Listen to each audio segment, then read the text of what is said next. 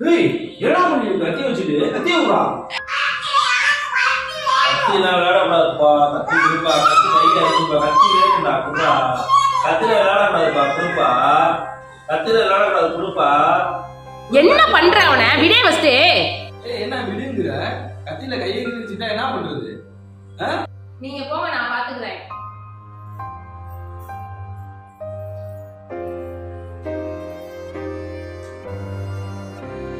போ.